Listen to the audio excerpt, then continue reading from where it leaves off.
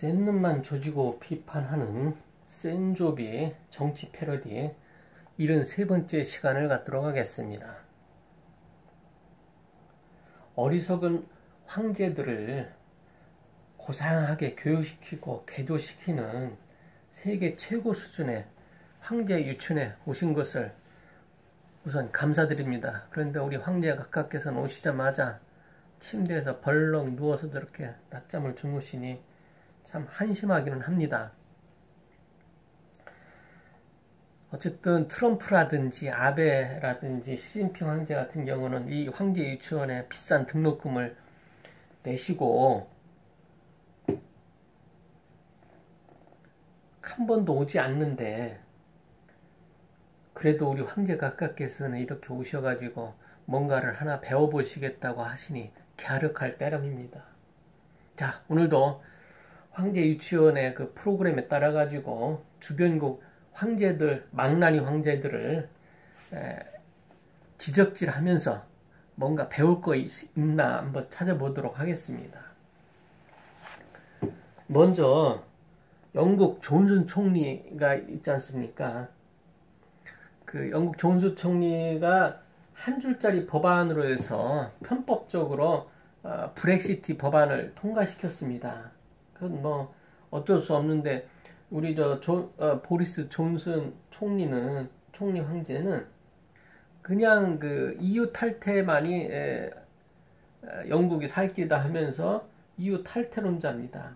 그러다 보니까 지금은 여론이 상당히 안 좋아져 가지고 곤경에 빠져 있는데요. 끝까지 국민의 심판을 받겠다고 12월 12일에 총선한다는 내용의 딱 한 줄짜리 법안을 의회에 제출해서 통과합니다. 4번 만에 통과된 건데요.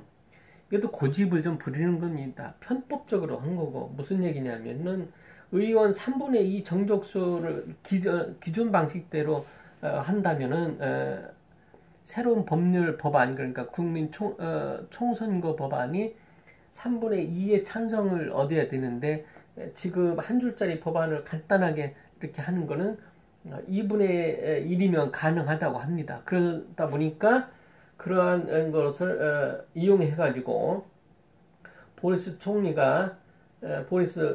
총리가 한 줄짜리 법안으로 기어이 통과시켰습니다. 아주 그냥 고집들은 보통이 아닙니다. 이 국민들 여론이 변하고 바뀌었으면 좀 마음을 더 바꾸고 넓게 생각하고 국가를 생각해야 되는데 뭐 자기 철학인지 뭔지 그냥 끝까지 밀어붙이는, 그러면서 결국은 나중에 국민들 목소리에 굴복하는, 여론에 굴복하면서도 그런 짓을 하고 있습니다. 또한 칠레에 있는 황제 한 명은 공공요금을 계속 올리다가 국민적인 저항을 부딪혀가지고 이번에 칠레가 그 국제 행사죠. 그러니까 G7 정상회의를 열기로 했었는데 거기 포기를 한 겁니다. G7 회의가 아니고 죄송합니다. 아페크 회의입니다. 아페크. 그러니까 칠레가 포기한 아페크 회의를 어떻게 할 거냐 하는데 또 트럼프 황제가 또 자기 리조트에다가 개최하면 되지 않겠냐 이렇게 얘기할지도 모르겠습니다. 그런 것 떠나가지고 칠레가 이러한 국제 행사를 취소하게 된 거는 데모 때문에 그러는데 국내 사정이 아주 뭐 국민들 데모가 극심한 모양입니다.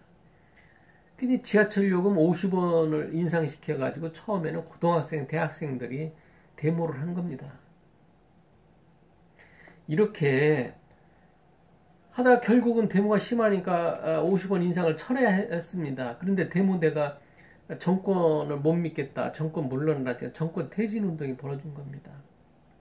이게 정권의 오만함을 조심해야지, 오만함을 그냥 뭐 내가 황제니까 밀어붙이면 된다 이런 생각을 가지시면 큰일 납니다. 역사적으로 그런 경우 많습니다. 백성들이 힘이 개별적으로는 힘이 없지만 뭉치면은 우리 황제각하들은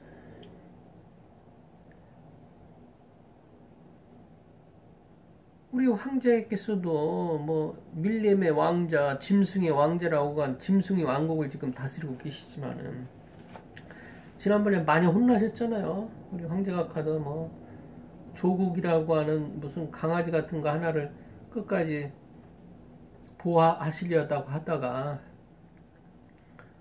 결국 포기하신 거 아닙니까? 항시 조심하셔야 됩니다. 그리고 일관성 있고 원리 원칙대로 본질에 접근하는 방향으로 가셔야 되는데 그렇지 못하십니다.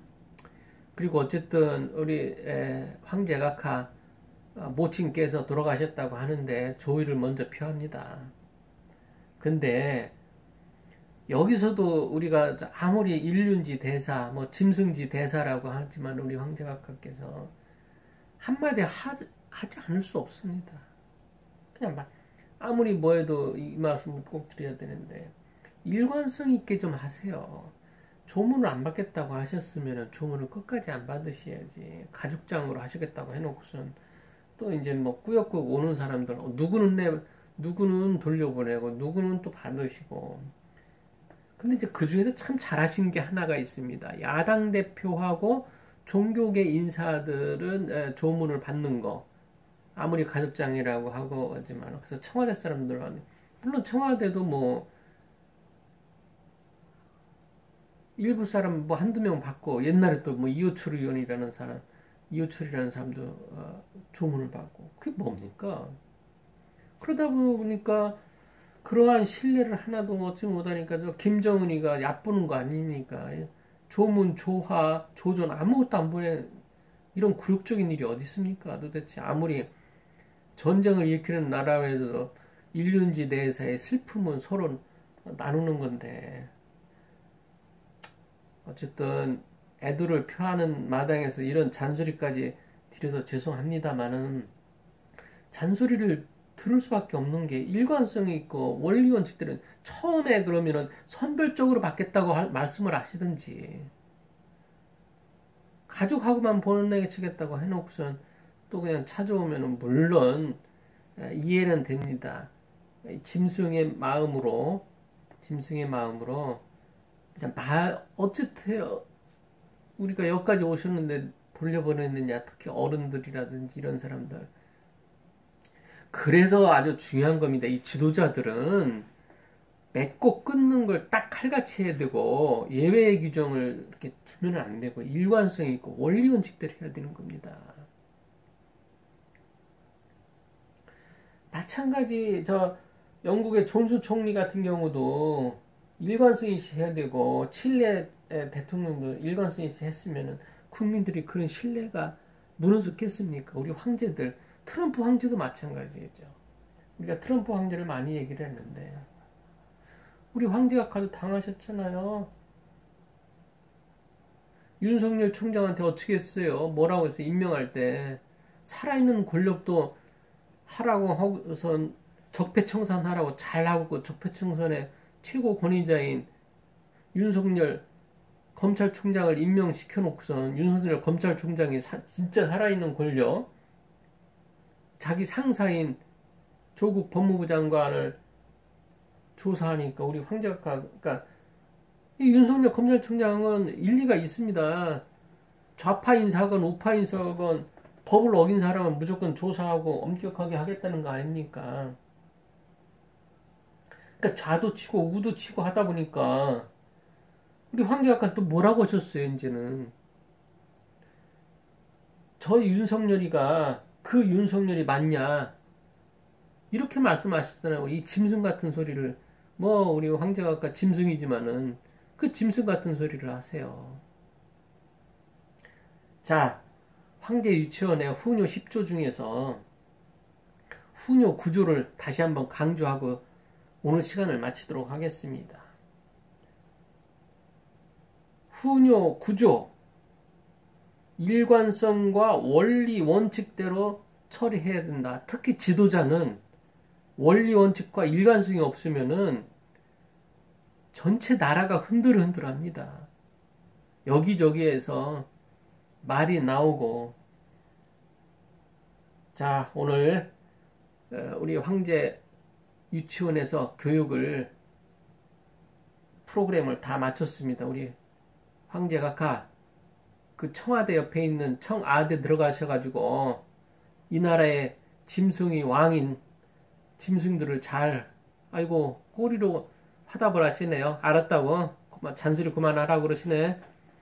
꼬리로 이렇게 해서 잔소리 그만해요.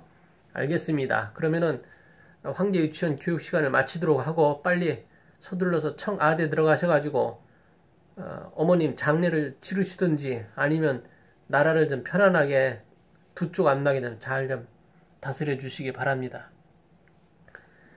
센 놈만 조지고 비평하는 센조비의 정치 패러디 73번째 시간을 마치도록 하겠습니다.